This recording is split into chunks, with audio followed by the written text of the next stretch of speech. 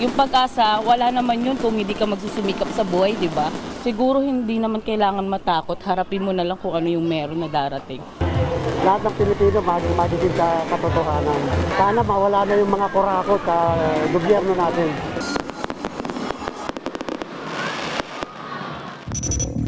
Fireworks-related injuries ballooned to more than 200 after the New Year revelry. Health officials are also closely monitoring other medical emergencies reported during the holidays. Here is mobile journalist Arles de los Santos with tonight's big story. This 8-year-old boy can't stop crying when brought to Tondo Medical Center. His hand was bloody after it got hit by a 5-star he lit on the morning of January 1st. His mother said she did not notice that the child managed to set off last-minute fireworks.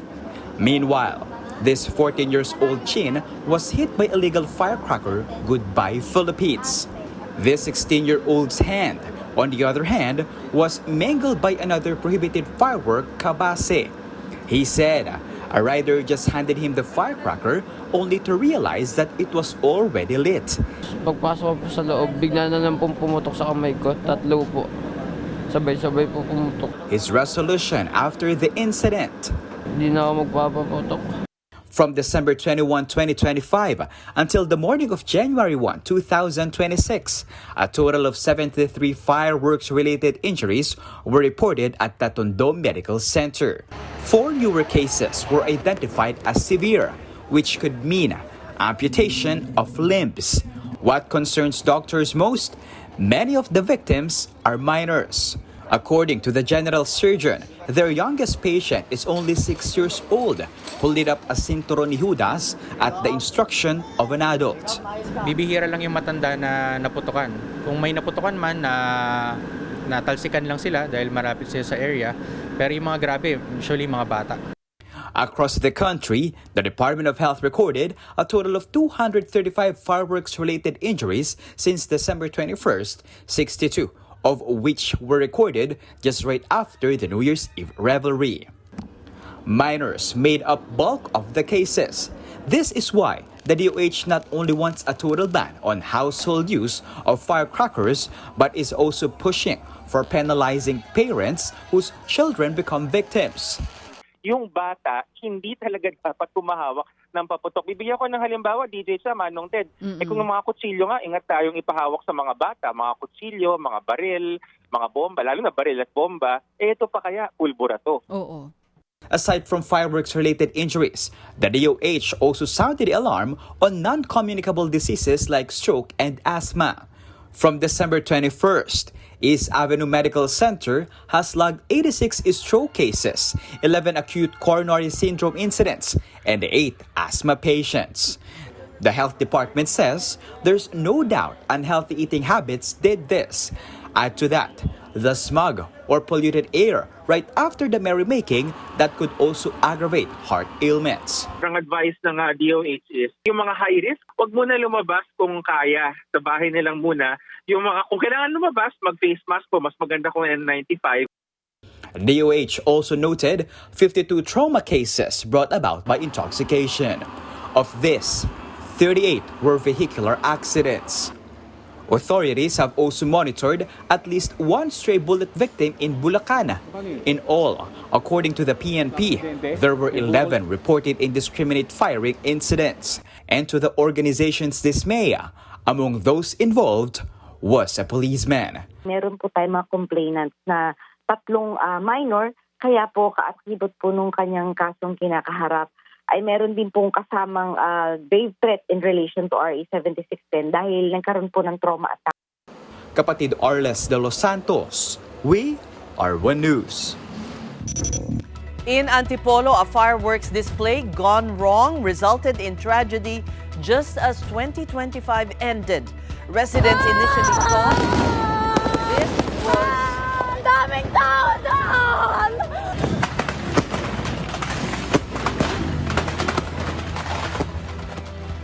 Residents initially thought This was a massive pyrotechnics display along Sumulong Highway at the stroke of midnight.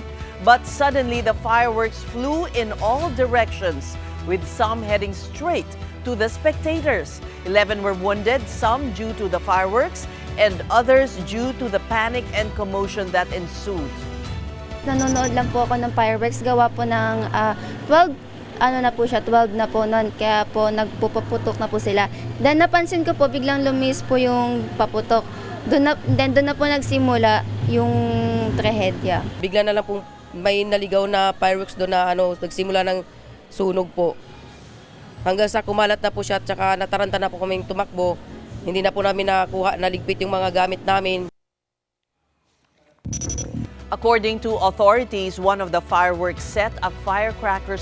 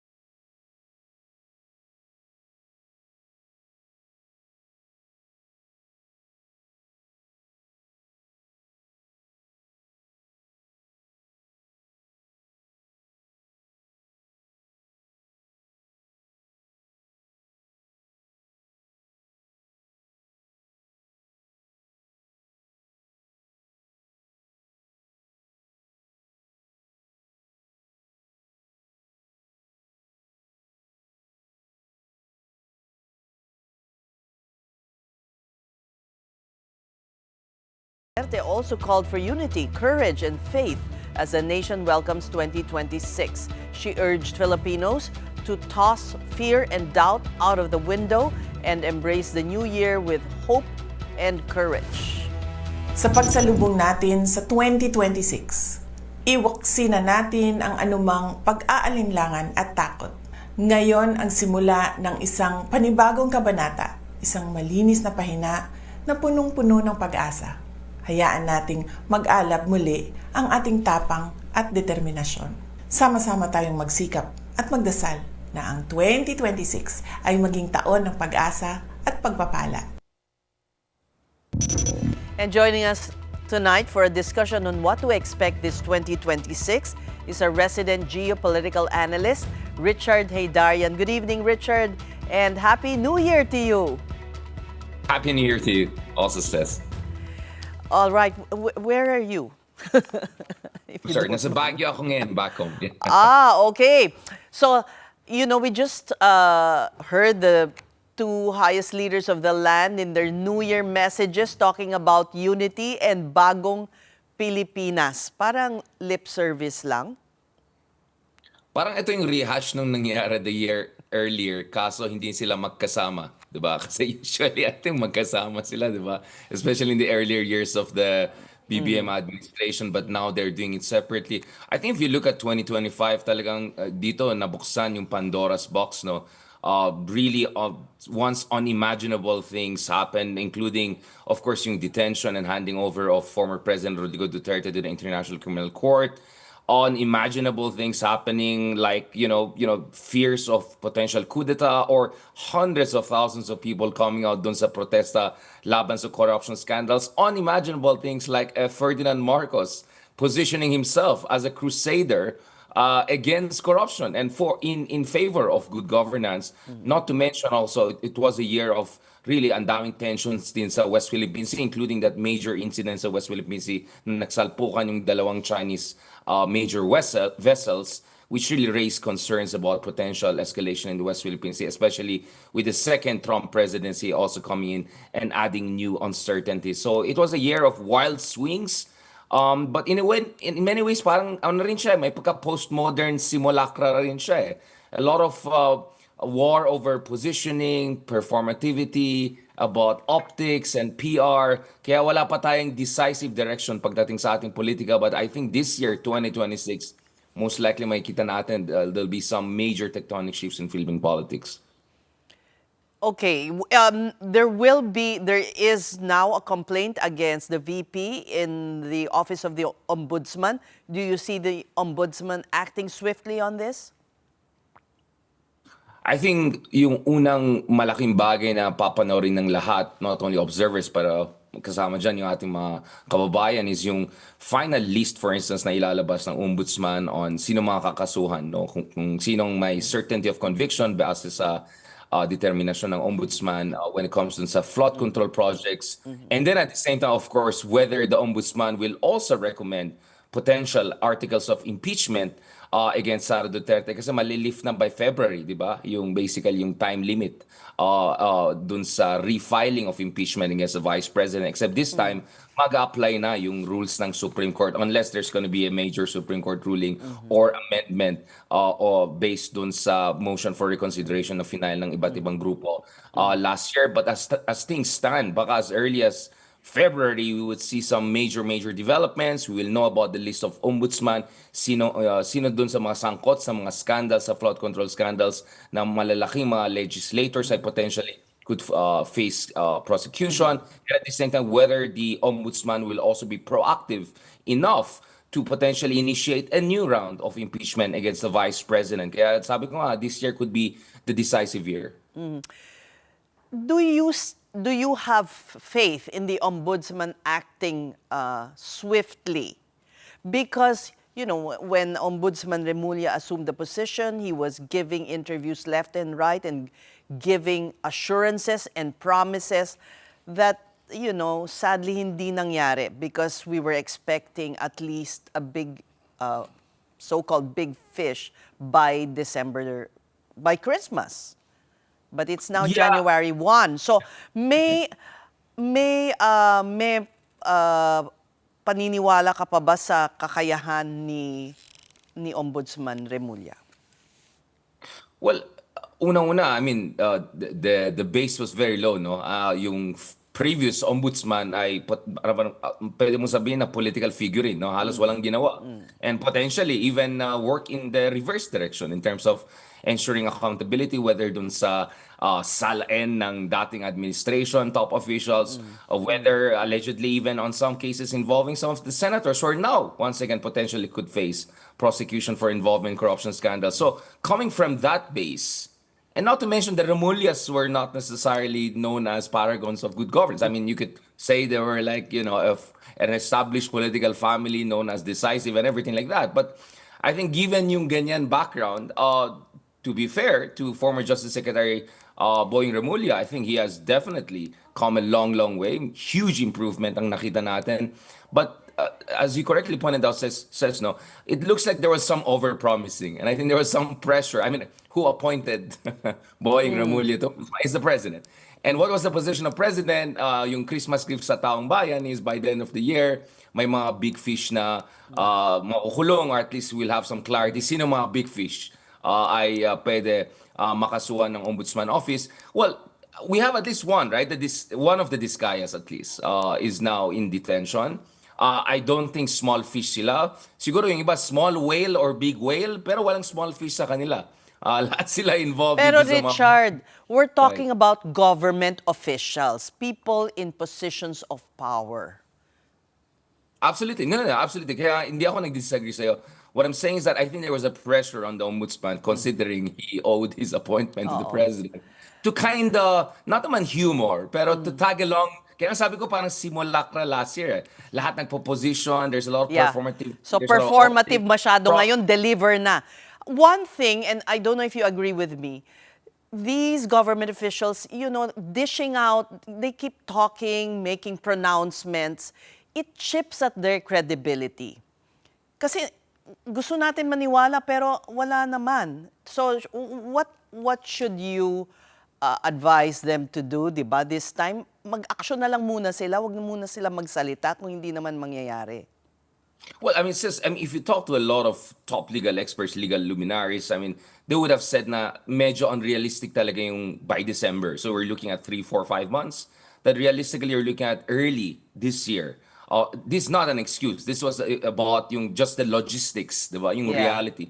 Kasi syempre ang gusto mo, kapag kinasuhan, yung mga malalaking tao who are capable of hiring the best lawyers ever, playing politics and all, gusto mo sigurado, di ba? Airtight. So, it remains to be seen whether the reason why hindi nangyari yan by December and we're still waiting for it. Ang gusto natin marinig is whether the reason for that is not because may negosasyon nangyari behind the correct. scenes, whether may kalokohan na nangyari dito, baka naman meron legitimate reason which is gusto nila airtight yung cases. Kasi, I mean, sis, remember, last year was kind of a winning streak for a lot of people involved in corruption scandals. Ilan ang na-acquit ng Sandigan Bayan? Yes. The Binays were acquitted. Enrile, the late Enrile were acquitted. Napoles was acquitted. Some of the Marcos Cronies cases were acquitted. The list goes on and on and on. Ang dami na-acquit last year sa Sandigan Bayan. Which tells you, siguro, pag ombudsman, you're gonna push ahead with this. Airtight mo yan para hindi 3, 4, 5, 10 years down the road, na-acquit na naman lahat ng mga yan, di ba? Para hindi lang zarzuela. So, I'm not making an excuse. I'm just saying, sana the reason is not because may kakaibang nangyayari, Mickey Mouse business or negosasyon nangyayari, who's on the list, who's not on the Okay. list. Sana is because we want to make this legally airtight. You know, as far as the promises to the administration is concerned, I think parati ko sinabi, when was the last time we had a Filipino president promising good governance? That was the Dan Matuid of Pinoy. Did it work for him politically?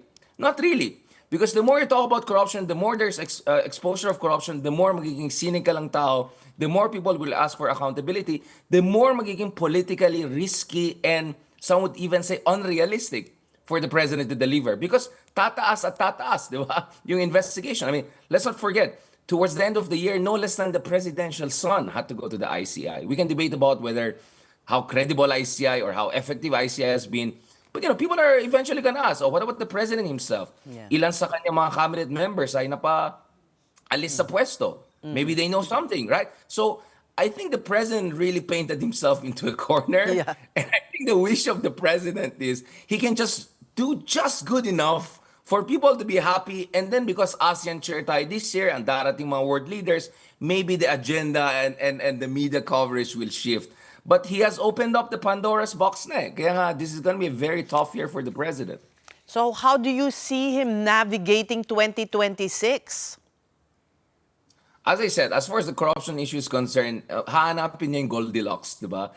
Just enough high-profile people ay potentially eventually makakasuhan na ombudsman, and just enough high-level corruption will be exposed, but not so much na mag-implode yung kanyang alliance. Remember, some of the key allies of the president paid the political price, at least. I mean, at least lost their position, like Martin Romualdez, among other things, right? So, baka at some point, kung ay approval or satisfaction mo ay -3 na, at that's more than a month ago, who knows, baka -10 na ngayon, at papunta ka na sa Gloria Macapagal Arroyo territory in terms of satisfaction rating, you have to be also careful. I mean, this is just politics. You have to be careful, baka mamaya bumaliktad pa yung mga allies mo in your lame duck years. Okay. Next, baka may impeachment complaint pa sa kanya. So if you're Marcos, you're hoping that you don't alienate enough people in the Congress or the Senate to create a total backlash in your lame duck years. And at the same time, sana ma-shift yung focus mo into the big international issues as we chair the ASEAN this year. Right. So as we chair the ASEAN and global attention will be trained in the Philippines, ano kaya ang what legacy is BBM hoping for, as an ASEAN leader? Absolutely. Well, unang-una, of course, alam natin na this year, hindi naman dapat tayo nag-ASEAN chair. It was supposed to be Myanmar. Diba? If you follow it alphabetically and chronologically. So obviously, may kailangan tayong gawin about the Myanmar situation. There was just a sham election recently. We have to make a statement about that, whether we recognize that or not. East Timor, finally, hindi tayo lang yung Christian majority or Catholic majority country in ASEAN. Meron tayong isa pang bansa, East Timor, Timor-Leste, sumama. Dapat tulungan natin ang East Timor to fully integrate into ASEAN and to be ready also to host major events like ASEAN once their time for chairmanship comes. Pero obviously, I mean, if there's one issue whereby Marcos Jr. has, I would say, more or less, categorically would say, done well, or at least well enough, ito yung West Philippine Sea issue. I think on this issue, in fairness, I'll give it to the president. I know there's all this propaganda, tuta siya ng Amerika, we're gonna be the Ukraine of Asia, and all of this nonsense. But the reality is that so far, China has blinked. How many times na-expose ng Pilipinas, ang Philippine Coast Guard, AFP, yung mga kababalakan at kalokohan ng ginagawa ng China sa West Philippine Sea, all the bullying and all of that. And yet here we are. The US has not abandoned the Philippines. We're not the Ukraine of Asia. And if anything, actually lumakas pa yung alyansa natin. I mean, in 2025, I went to 6 major capitals across Europe and Asia. Lahat sila, they want to develop their relationship with us, their strategic relations with us. The French, the Germans, the Brits, the Kiwis, the Indians, Japanese, all of them. And Canadians, obviously, most importantly, who just signed also the reciprocal agreement. So kung ikaw si Marcos, yung West Philippine Sea, feeling ko, yung pinakamaganda niyang potentially legacy, at yun ang i-consolidate niya this year. And realistically, I think what Pero, you want... Richard, there's really no hope of getting everyone on board on signing a code of conduct that's, acceptable to everyone. And do you expect some ASEAN nations to stand up to China? Baka hindi. Perfect question. That was exactly where I was going. Dun sa issue ng code of conduct, malabo yan. I think China has been humoring us for 2 decades or so. They build whole cities faster than they negotiate provisions or titles of the code of conduct. True. Let's be honest. Like, in the past 20 years, just look at Chongqing or even, some of the smaller cities in China. They're mega cities now. So obviously, China is not interested in any real legally binding rules-based on-clause-based. But, says, I won't be surprised though, marami magkakaroon ng intra-ASEAN bilateral maritime delimitation, boundary delimitation negotiations. Mahalaga yan, says. So if this year, hopefully, God willing, ma-finalize natin yung maritime boundary delimitation negotiations natin with Vietnam, katulad ng ginawa ng Vietnam, Indonesia. Basically, ano to? Okay, yung China, they claim everything. So, mahirap kausapin yan, di ba? So, ang ayaw lang natin mangyari is may mamatay or may gulo. Pero doon, yung Vietnam and Indonesia, sinigurado nila, ito sa akin, ito sa'yo, hindi naman tayo nag-aaway eh. At gagawin din natin sa Vietnam yan. Eventually, actually says, if the Philippines manages to negotiate all of its maritime boundaries with Brunei, Malaysia, and Vietnam, then it's clear sino ang source ng problem. Hindi tayo, hindi Vietnam, hindi Malaysia. It's going to be China because China claims everything, right? Habang tayo and Vietnam and Malaysia, pwede mo naman i-delimit yan. And last time I checked, Vietnam and Malaysia also accept UNCLOS, including the relevant provisions of the arbitral ruling we won back in 2016. So, yes, tama ka. Don't expect anything big as far as ASEAN-China is concerned. But I think as far as intra-ASEAN cooperation on South China Sea or Western Philippines is concerned, meron tayong pag-asa. I think there's something we can get at the end of the year.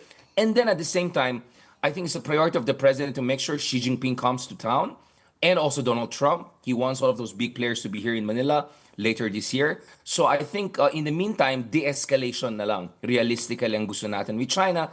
Do nothing crazy. In fact, recently I just had a meeting with the new Chinese ambassador to Manila, and he made it very clear. I mean, this is public, so hindi ito confidential. Stabilization yung kanyang priority. So I think all of us are realistic. Nothing fantastic is going to happen with China anytime soon, but at least in the coming months, we want to stabilize that situation. And for Marcos, that's the most realistic best case scenario, and that's going to be the big legacy he's going to harp on in his final years as the defender of the West Philippine Sea and a rules-based order in the region. Mm-hmm. Well, hopefully something will come out of this corruption scandal. People will be made accountable and jailed. And as you said, parang maghanap lang siya ng konti to satisfy the public clamor. Just good enough, yeah. I mean, that's just the realpolitik tayo here. Personally, of course, gusto ko lahat ng mga kurakot makulong. Hindi naman worse than that. Pero kung baka, next thing you know, wala na tayong gobyerno. If mangyari yan, baka we'll get anarchy. But I don't want to say more. I know you got someone else to do the forecasting about the year, Sally. But well, leave it to the next expert. I will just keep it at this level. The feng shui expert will be more candid than you. I hope. Thank you so much for your time and joining us on the first day of the year of 2026, geopolitical analyst Richard Haydarian. This is a big story on One News, and next I sit down with feng shui expert Johnson Chua to know his forecast for each of the 12 Chinese zodiac signs. What's in store for you in 2026? And as we go on break, here are the biggest entertainment moments in 2025 via the Associated Press.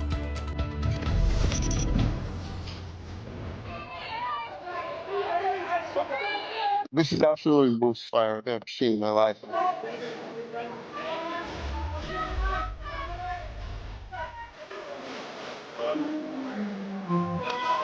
Look at the moon. Oh, he's dope. Boring.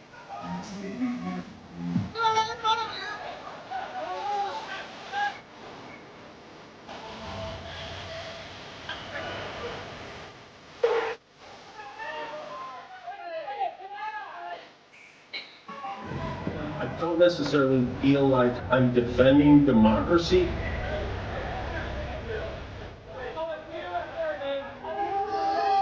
I did not touch that woman.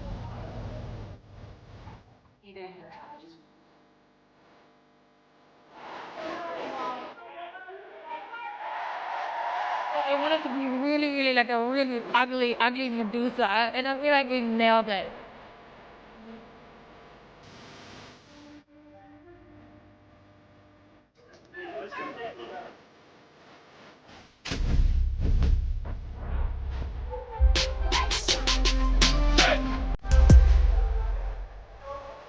It'll be front and center in my house.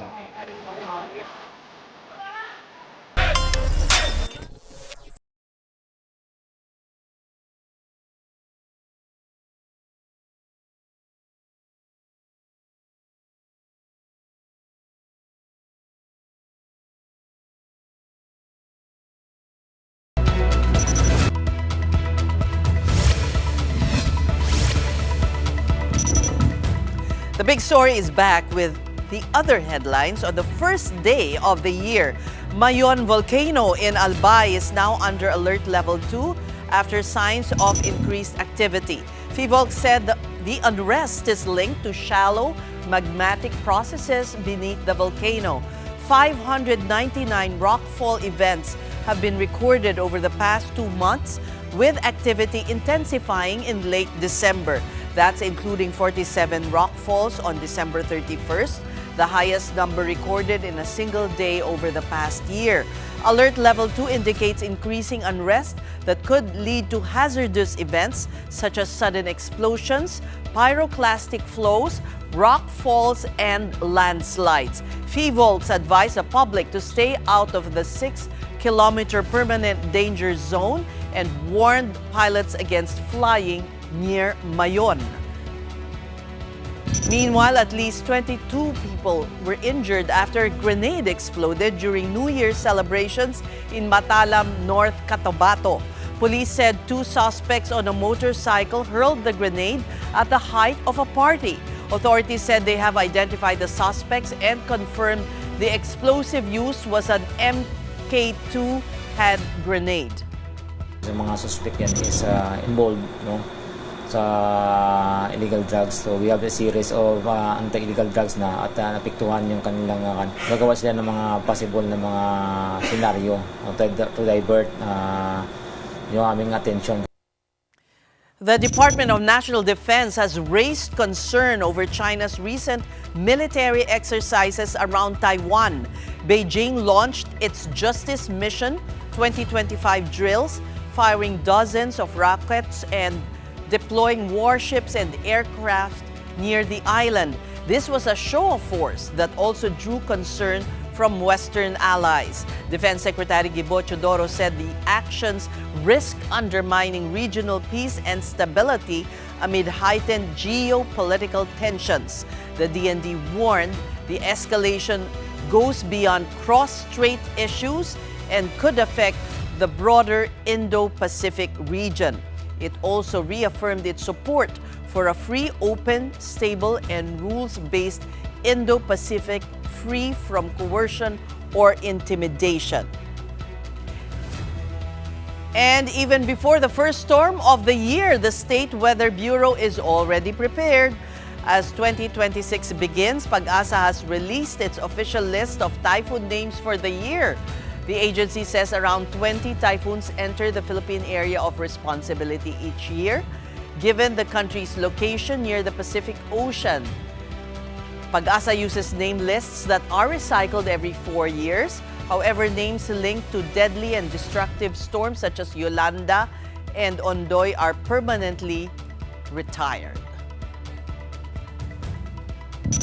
Meantime, cities of the world welcome the new year with cultural traditions and breathtaking fireworks displays. Here's the story.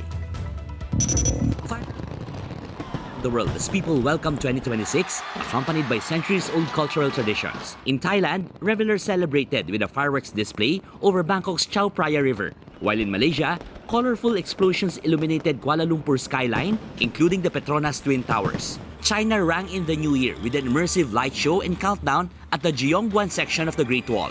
In Seoul, South Korea, the Bosngak Pavilion hosted a traditional bell tolling and countdown ceremony. In Tokyo, locals and tourists gathered at Tokudaiji Temple to strike the giant bell 108 times at midnight, a Buddhist tradition symbolizing the cleansing of worldly desires. Victoria Harbour in Hong Kong went without its usual fireworks after a devastating fire in November, but landmark facades lit up with countdown clocks. In Auckland, New Zealand, a 5-minute fireworks display launched from the 240-meter Sky Tower marked the first major city to greet 2026 despite rainy weather. You know, every new year, the question is always this: would it be a lucky one? Let's get the insight of a feng shui expert, Johnson Chua, who is joining me here in the studio. Happy New Year muna to you. Happy New Year po. Although, Coach, I know that's what your clients call you. When will the Lunar New Year, Chinese Lunar New Year start ba? Yeah, so bali it will start on February 17, 2026. okay. Yes. Opo. Medyo late po for this year. So hindi, right now, we're still technically in the year of the snake. Yes, opo. Okay. Yeah. But sige nga, is the year of the fire horse going to be lucky? Yeah, because originally 2026, fire horse is talagang the energy sa a lot of fire elements, okay? Although there are different kinds of parang So, passionate. Yeah, the perspective ng iba may passionate but maybe malakas din yung aggressive energy or passion, mga ganun. Although for me, I always look on the positive energy. That's why I call the 2026 as passion, creation, and determination. Yan siya. Passion, creation, and determination. So, creativity. Creativity, yes. Because fire is always a symbol of may something bago eh. Something na ginagawa. Yes, may ginagawa. You're creating. Yes. So again, passion, creation, and determination. Determination. Yes. Why determination? Because the fire horse is also very fast-paced kasi ang kabayo, di ba? So parang everything may go fast, okay? Pero sabi nga ng iba, pag mabilis, dapat sumunod din tayo para makasabay. But in reality, kapag sumunod tayo, pero sunod lang ng sunod, takbo lang tayo at takbo sa race, mamaya hindi naman natin nakikita yung finish line. So the most important is you have a determination of your target goal. What is your target goal? Okay lang kahit medyo slow, basta kailangan makukuha mo yung goal mo. Yeah. So that's your advice to everybody in general, what this year has in store for us. Yes. You can start something new. Yes, start something new. Yes. And also, pag maraming fire, passionate ang mga tao. So, we can say that's a good sign para for the mga business people, di ba? Maybe like, may bagong creation. Especially here in Philippines, we are a fire country. So, that's why most of... We are a fire country. Yes, we're a fire country. Why is that? Yeah. How in feng shui do you describe us as a fire country? Yeah, originally we base it on the birthday of the country like that. So, we base it on the part of the independent. Kung kailan tayo nagkaroon ng Independence Day. From, so June 12, 1898. Yes, 1898, like that. So, on that time bagay kasi... sa Pilipinas. Yung fire energy, yes. That's why kung mapapansin niyo po, when we talk about fire, it's something to do with passion. And, you know, as mga Filipinos, is very passionate people talaga. Yeah. Especially... Madrama. Kasama ba yun, di ba? Ano tayong madrama? Yeah, because passionate kasi sa emotion eh. So very sensitive yung emotion eh. So kapag happy tayo, everybody happy. Yeah. Pero pag meron something, ay naku, parang salong-salo natin siya like that. Yeah. Okay. Yeah. That's why in terms of food eh, pag titignan natin, the most passionate of the business is the food. Diba? The food industry. Food, if you're in the food industry, yeah, still it will work. Asensado ka. Yes. Ano pang anong pang businesses ang okay? Yeah. Ngayon po kasi because of the enter of the social media, the technology, because fires has something to do with technology. So, pasok din siya ngayon. So yung mga nagti-TikTok, yung mga Yes. merong vlogs. Yeah. Kaya marami nga po, di ba, mga naging influencers. Yeah. Tapos kung mapapansin niyo po, the more they do that is mga food vlogging, So travel that's also vlogging. because that also symbolizes fire. Yes, that also symbolizes Mga the live fire in the heart. selling, Yeah. e-commerce. E-commerce, yes. Digital marketing, right? Yan. Kasi digital marketing use a lot of the technology. Now, is entering na rin tayo sa energy of the period 9, which is the AI time. Na ngayon pumapasok ng AI. Dati may kasabihan lang, huli na ang negosyo mo pag wala ka pa sa internet. Tama. Pero ngayon, huli na ang negosyo mo pag wala ka pang AI. If you don't, use it to organize your business, to put some, di ba? AI Yes. does that, helps Yeah. reduce some of the workload. Yes, opo, yeah. Like the simple, di ba, the chat box part Right. of the like that, yeah. Ano naman yung medyo dapat, mga negosyong dapat maghinay-hinay? Kasi this is a fire horse. Ano yung mga hindi match sa passion sa init ng kabayo? Yeah. Originally po, because of the too much of the fire energy, mahina ang metal and water. Although it's the other way around. So if your sign is metal and water? Yes, oo. The sign of metal and water. Pero it's the other way around. Kasi sabi natin, mahina ang metal and water, so sila ba yung pinakabagsak na negosyo or what? Pero kasi ang kasabihan natin is the balance of feng shui. Kung ano yung mahina, yun ang hinahanap. So, ibig sabihin, ang pinaka-luckiest element for this 2026 is metal and water. Oh! Yeah, like that, yun. So, it can So be sino based, ang mga metal and water? Yeah, so these are mga animal signs. Okay, all animal signs can have this based on dun sa tinatawag natin, kunyari either like wood rat, di ba? May wood rat, water rat, Tama. may water tiger, They're different metal elements tiger. of the, okay. Yes, So like basta that. metal and water. Yes. Ano na nga yung mga years ending para Yeah. alam natin sino yung metal at So kapag kayo po'y pinanganak na ang ending po ng year nyo, okay, is 2 and 3, that's a water element. Like that. So kunyari, 1952, So yung mga may ending 1962. na 2 and 3. Yes, that's water. This is a good year for them. It's a good year for them, especially Isa-isahin opportunities. Isa-isahin kaya natin yung fire rooster. Yes. Is that a good, is it the For this year year. going to be good for a fire Fire rooster? rooster. Originally, rooster is medyo challenging for this 2026. Hindi Okay. sila compatible. No? Hindi sila ganun ka-compatible. Because rooster is one of the conflict animal sign of the horse this year. So that is something to do with medyo mataas ang conflict energy. At meron silang quarrelsome star this year. So medyo may mga case problem, legal problems, or sometimes sila mismo, yung emotion nila, hindi masyado stable. So yun yung medyo iniingatan natin sa kanila. Kasi Pero mamaya- fire siya. Yes, opo.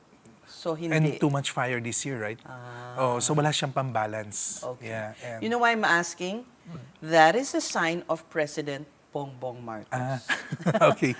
So fire rooster is not gonna be, the way you describe is very accurate. He's gonna face a lot of legal problems. Maybe there's an impeachment complaint that may be filed. Generally, hindi maganda ang taon sa fire rooster. Possible lang po. Yeah, so because of the energy of the year, medyo mas more nagiging pressure. Kasi, di ba, pag masyado na mainit, hindi ka naman maghahanap ng apoy maghahanap ka tubig. And too much of the fire na siyang element. And that can also attack yung health niya. Ganun siya. So, syempre, prayers din for our president na mas more maging healthy, if ever. Yung earth horse naman. Yeah. Horse naman po, normally this is year of the horse also. So it's a good year. It is a mixed energy year. Like Kung that. earth horse ka. Yes, kasi bakit siya naging mix, no? Kasi pag sarili kang horse, that means this is your year. Yeah. Maraming tao pwede mag-support sa'yo. Okay. Maraming mata nakatingin sa'yo on that part. Pero yun nga lang, the responsibility becomes super malaki. So, kunyari, may konting mali ka lang din magawa. Totally, it's a turnabout like that, though. Kasi, di ba, parang you're given Parang mamamagnify. Mamamagnify, yes. Because Yeah. the attention is on the horse. Yes, it's on the so horse, yeah. it may not be a good sign for the earth horse. Yes, opo. A good year, rather. It's not a good year It's din. Medyo not a challenge good din year. also, yeah. Although one good thing lang, earth can balance fire. So, ang nakadepende ngayon siya sa support ng mga people or friends, network, connections like that. Kasi ang Earth people kasi sometimes, they're very service type person. So, pwede silang makakuha ng support, backers, that can help her or him, parang like that. Pero yung nga lang, ang iniingatan ko lang din po sa horse, wag lang sila masyado maging tactless and impulsive for this year. Yeah. Kasi masyado silang mabilis, passionate, Opo. no? Tsaka ano po, warning po for, ito everyone is partly affected because the energy of the horse, two yun. Meron silang vengeance, vengeful, and also they're very revengeful din. Oh. Yeah. Kasi medyo maano kasi din sila. Bengatibo pa lang mga kabayo, ganun ba? They're warrior type kasi eh. I see. Horse people are very warrior So they type. seek, if you parang may nagawa ka sa kanila, they seek revenge. Sometimes they seek revenge or they want to get even, like that. Yeah. I So see. Guess who is an earth horse? Vice President Sara Duterte. nasa ito ko si Pacquiao. Kung ikaw naman ay earth rat, Yeah. ano naman ang, how does the year look for you? Rat also medyo hindi po maganda for the year because the number one kalaban po kasi ng rat is the horse. Sila po yung first, in a way, parang we call it the clashing energy, like that, yeah. So, medyo mag-ingat din ng rat kasi there's a lot of conflict. May mga possible betrayals, mga like yung, maybe sa harapan mo, okay. Betrayals. Yeah, pero sa likod mo pala hindi, like that yun. And also si rat mismo, medyo urong-sulong yung decisions niya ngayon. Like that. Me, I'm also a year of the rat eh. Really? Kaya medyo, that's are you also, an earth rat too? I'm a wood rat naman Wood po. rat. Yes. But you said, metal and water. Metal and water should be, Wood yeah. and earth are medyo not good. Not so good din. Not Yes. so good. Yeah. Okay. Although ang Earth kasi, di ba, sabi natin kanina, aasa siya ngayon sa mga Grounded, people, people sa around. surrounding niya, like that, yeah. So that is, the earth rat is a sign of Senate President Tito Soto. Okay. Pareho pala kami. Okay. Sabi ganun yung reaction. Sorry. Sino bang, liwanan muna natin yan. Anong mga sign ang, ako water tiger. Tiger. So it's a yeah. good, It's a good year. It's a good year Yes, for me. it's a good year. Number one, because the tiger... Sorry, naging consultation Yeah. na. Bakit ba? Yeah, so it's very important. Yeah. Yeah, because the tiger and the horse kasi they're very, good friends sila. friends, Diba? yeah. They're allies. So, kapag kakaibigan mo kasi yung year, you get a lot of support from your network, from your resources, and there's a lot of help coming in. And one good thing, if you're the water itself, alam mo yung parang ikaw rin pala yung pwede magdala ng kalma sa mga ibang tao. Tiga-temper dun sa mga mapusok. Yes. Yeah, because it's, you said, too much energy, too much fire, too Yes. much passion, and water can kind of Yeah. tame it. Yes, opo. Eh, mas lalo na for the year of the horse, di ba? When the fire horse is very strong, a lot of aggression. Imagine ang pag nagwawala ang isang kabayo, like that. So, anong kailangan niya? Isang maayos na kutsero para kalmahin siya. Akala ko painumin mo ng tubig, hindi naman. Hindi. It doesn't have to be that literal. Yes, it doesn't have, yes. Okay. So, sino pa ang mga swerte? We have the top 5 animal Oh, signs. sige. Yeah, no? Okay. So, yun pa, para Sige. for everyone. Yes, for everyone. Regardless of the elements din to, no? Lahat muna ng animal sign na swerte. Okay, Yeah. regardless So, of first the is we have the number 1 is the year of the rabbit. Okay, sila yung medyo nasa top list ko para for this year, 2026. Okay? Then the Rabbit. next... Teka, ano mga ending ng rabbit?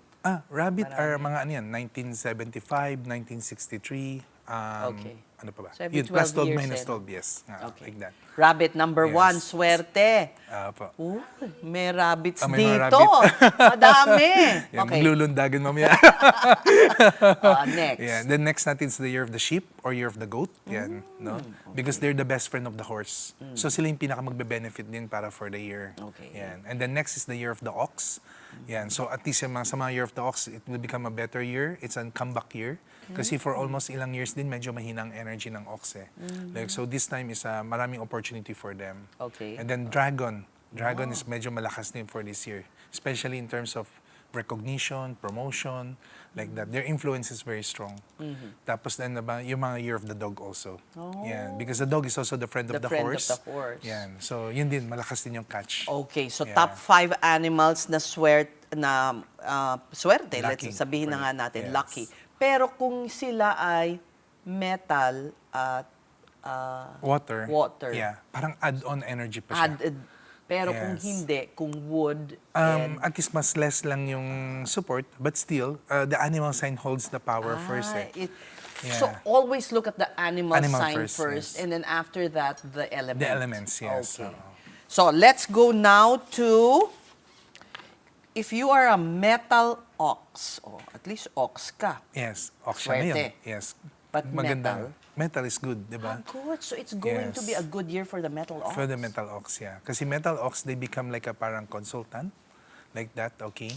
They become parang meron silang power also para to convince, power to support. Like that.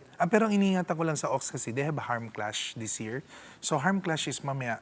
Kasi What is a harm clash? Maybe some people also wants to harm you. Ganon. Kasi ang ox kasi, when they work, they're very sincere. Kaso when they're very sincere, mas lalo na metal, family-oriented ng metal. At saka worker ang ox, di ba? Yeah, they're very hardworking. Tapos medyo totoo rin sila sa mga ginagawa nila. So they're very sincere. Tapos metal pa, medyo consultant-based ang style nila. Ang masama nun mamaya, hinaharm, na-abuse. Yeah, And guess who's a metal ox? House Speaker Boji D. Oh. Yeah. Parang ako'y na-amaze sa mga birthday, no? Sorry, hindi ko pa alam yung mga birthdays. Hindi, good nga eh.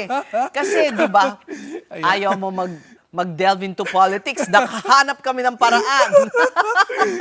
Hindi mo naman alam eh. So, no, don't ascribe any malicious intentions here. We just want to read the fate or future of our leaders in the country. Kung ikaw ay wood rooster. Wood rooster. Wood rooster so far, because the rooster has a problem also this year, as we say kanina, di ba? In terms of like conflict, problems like that, aggression. Ang wood rooster din kasi minsan medyo maikli din yung patience nila. Ganun. Ang mahirap nun, mamaya, sila yung gumagawa din ng part ng kwento, conflict, mga ganun. So kaya mga wood people like me, I'm also a wood person, dapat wag sa atin manggaling mag-start yung mga problems. Like that. Yeah. Like Marites ang sinasabi mo. Yeah, parang pwede maging Marites. Alam mo kung sino ang wood rooster? Former President Rodrigo Duterte. Okay. Yes. Opo. Year of the Rooster. Fire dog. Fire Parang dog. okay ang Yeah. fire dog. Dog is good, yeah. It's a good year. Good year no? for the dog. Based on what you said. Yes. Dog, friend of the horse, and fire. Yeah, fire is also okay naman para for this year. But yung nga lang, It fire could be kasi... danger. I think more on sa health niya and the emotion. So, syempre, mahirap lang po dun kasi mamaya, kung siya mismo magka-problem, personally, like that, it can affect din pati yung work niya and or professions. Health, Yeah. Guess who's a fire dog? President Donald Trump. Okay. Yes. Okay. And now... Yes.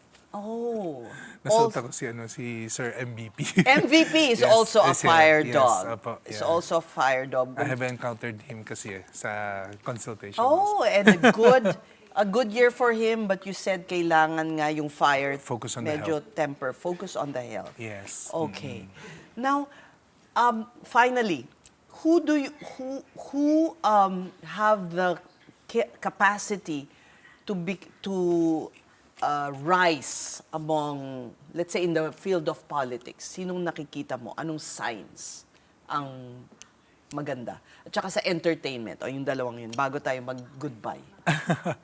I think kasi kung more on power, siguro more, let's talk about sa mga animal signs. Okay? Like that, yeah. No personalities. Yes, opo, like that. No, kasi because of the power, may handle ng power ngayon is, number one, sabi natin kanina, si Rabbit.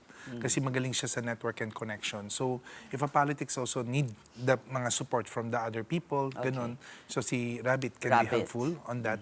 The sheep also, because syempre may mga good friends na pwede mag-support din. Kasi kailangan talaga yung support eh. Like kasi that. naghahanap tayo ng leader na magaling eh, di ba? Yeah. Sa ating bansa. Okay. Opo. So, sheep at rabbit. Yeah, sheep and rabbit. I think yun yung medyo isa sa mga pwedeng tignan. Yeah. Okay.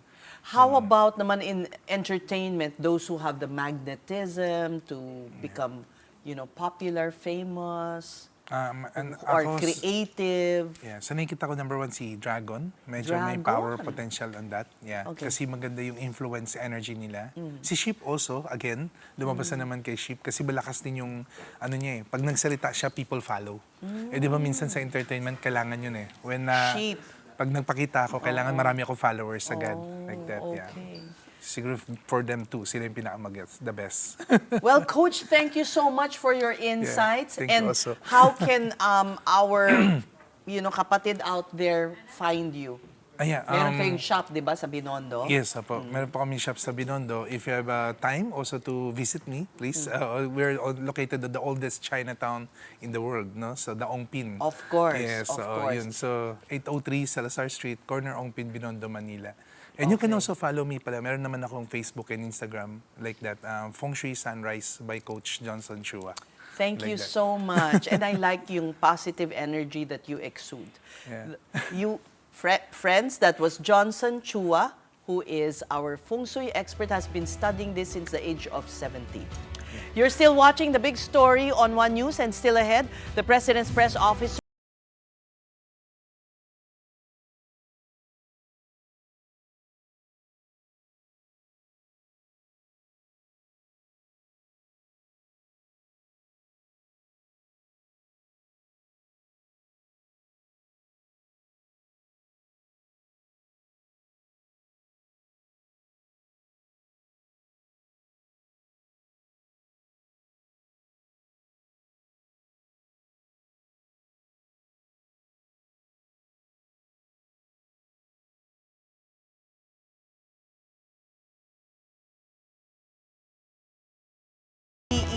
SSAP tag appearing in the so-called Cabral files. These tags were first revealed by Batangas 1st District Congressman Leandro Leviste. Former Executive Secretary Lucas Bersamin was the first to deny that he was the ES being referred to in the document.